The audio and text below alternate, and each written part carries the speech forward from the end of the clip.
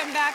We see it play out in high-profile court cases, and some of us see it play out in our own lives. But for survivors of sexual assault, the criminal court system does not always deliver the justice we're looking for. And our next guest is here to talk about an alternative called Restorative Justice and how it can help survivors heal beyond the courtroom. Marlee Liss, please welcome to the show. Thank you. So good to have you here. So you have a very personal experience that led to your restorative justice advocacy. Can you share that story with us? Yeah, so I experienced rape when I was 21. And I didn't know of any options outside of the courtroom. And so I kind of went through the motions of what a victim is supposed to do. That brought me to the hospital, rape kit, and it eventually led me to report. And I started going through the criminal legal system and just feeling like it was recreating all the powerlessness I felt during the actual assault. When I said no during the assault, it didn't have any power. And then when I was on that stand, I didn't have the option to say, you know, no, I don't want to answer that question, or I could actually be charged as a non-cooperative witness.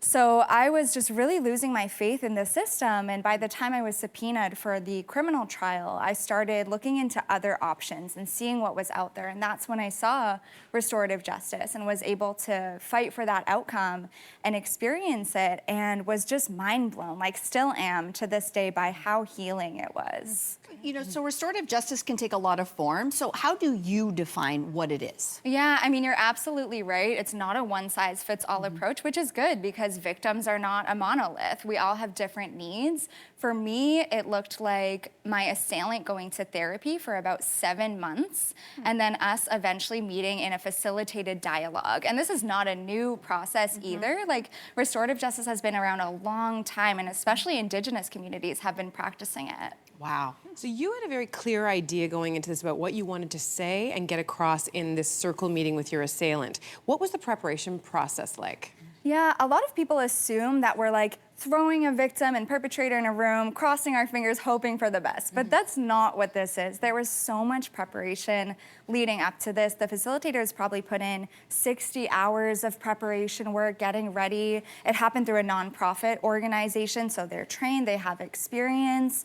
And then, like I said, my assailant did therapy for 7 months. So by the time we got to the circle, we knew he was taking accountability, and we knew he had a really good, productive way of owning what he did and changing his actions. Wow. Interesting. All right, so I'm curious, would your assailant or any assailant in this position have the right to refuse to participate in restorative justice? Yes, so this is a consensual process, which I think if we're responding to the violation of consent, we should do it with a consensual process. Gotcha. So it was, and people will assume like, oh, well, no assailant is going to take accountability. But when these organizations put in the safeguards, put in confidentiality agreements consensually, they find that people will take accountability way more than they think.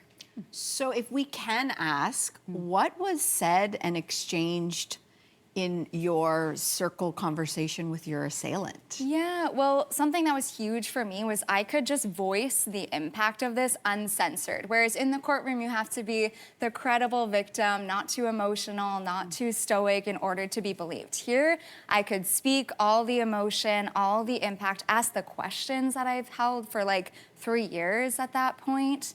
And I got to hear my assailant actually take accountability and ownership of what he did. And that moment was huge for me. Like, I just started bawling these tears of relief and just let go of so much. Wow.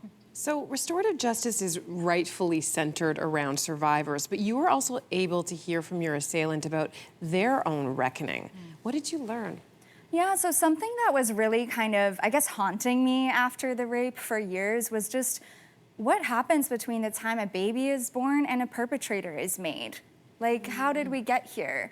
And he did all this deep work to unpack that and learn about how rape culture and toxic masculinity and power dynamics and locker room talk, how all of that like played into him justifying this degree of violence and really making sure that he unpacks that so he never does it again. Oh, wow, that's incredible. Wow. Yeah. That's incredible. All right, so you launched a coalition addressing this country's policy around restorative justice with the aim of making it more accessible for survivors. So what does that process look like? Yeah, well, I'll just say I've heard from thousands and thousands of survivors from around the world who deeply want this process.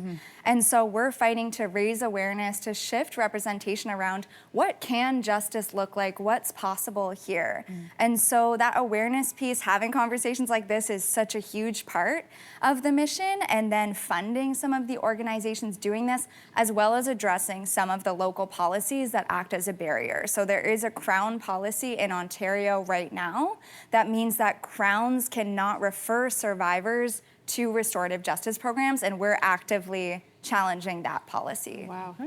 I guess we want to just really make it clear to viewers that you are not discouraging survivors from going and reporting to police. Can you make the distinction here about what exactly you're saying? Absolutely. So, like I said, this isn't a one-size-fits-all thing when we're speaking about justice. If there are survivors out there who feel like the courtroom is the most meaningful path to justice for them, great, we respect that, keep that door open, but we have to recognize that less than 6% of survivors right now are reporting to that system. So that's 94% of survivors who are getting nothing at all. So what does it look like when we open other doors and say, let's make sure those survivors can access justice in a meaningful, trauma-informed way? For people watching right now who think, they're listening and they're thinking, I might want to seek out restorative justice, where would they go? What tips can you give? Yeah, there are some amazing organizations. So while Crowns can't make the referral, like community members or anyone really could. So you can reach out to an organization like Community Justice Initiatives. They do processes around this. I have a resource guide on my website as well that includes organizations, podcasts, documentaries, books, all sorts of things.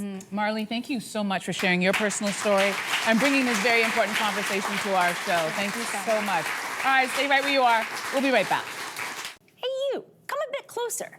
We've got so many more must-see interviews, spicy debates, lifestyle tips, and pop culture moments. So subscribe to our channel by tapping the logo below and don't miss out.